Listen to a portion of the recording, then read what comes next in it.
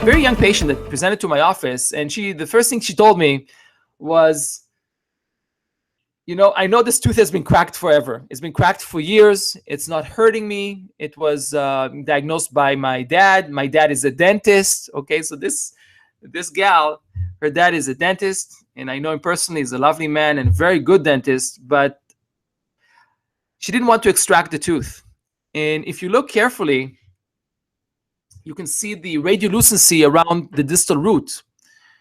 And what is the shape of this radiolucency? It looks like a J. So anytime you see what we call a J lesion, you can almost count on the fact that this is a vertical root fracture that causes a periapical infection around the root. Sometimes it's an inverted J, but the pattern is always repeating itself. So I'm suspecting a vertical root fracture. The root canal was done already. We can see pretty significant root resorption. And if you look at the clinical condition, you can see that there's minimally attached gingiva. So don't just think about the extraction. Look at the implant site and look at the soft tissue around them. So I know that this soft tissue can be easily damaged during the procedure. And when I took my probe right in the furcation area, closer to the distal root, my probe went 11 millimeters, and I probably stopped myself, probably would go all the way. So we know that this root is cracked. There is a severe infection. This tooth has a hopeless prognosis. So we know that, and we know this tooth needs to be extracted. But you also know that there's not going to be any buccal plate. And I'd like you to think about it going into the procedure. Don't think about it when you see it, when you need to address it. Think about it before. Think about it when you consult with the patient. And you'll be more prepared. You'll have all the tools and instruments and materials that are ready to regenerate the missing buccal plate.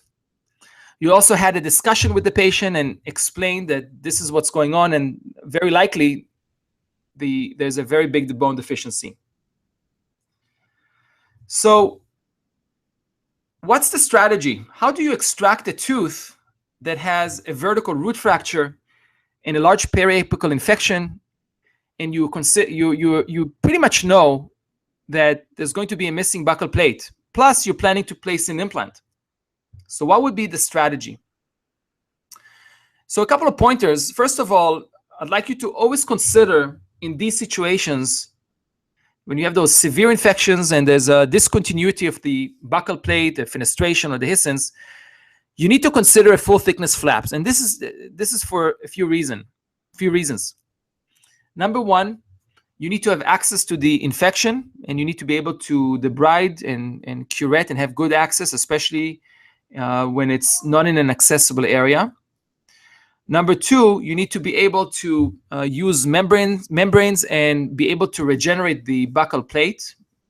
And especially if you have a big loss, it's very difficult to do it when a flap is not reflected. And a third reason, if you're not reflecting a flap and you start to debride the socket, many times, especially for teeth that have very thin tissue, you may damage the soft tissue. So as a prevention, you can also reflect. So a full thickness flap is definitely recommended. Number two, think about sectioning multi-rooted teeth as a principle, especially if there's no mobility.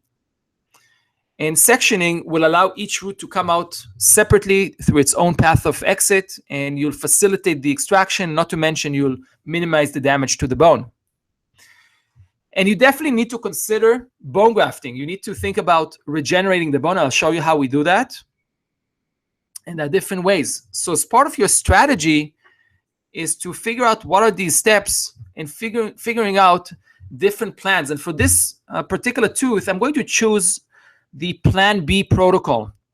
Now, if you're not familiar with Plan B, which basically entails mobilizing the tooth and sectioning it, removing each root separately, I'd like you to see or read the ebook on how to extract the manitooth, which is the lower molar.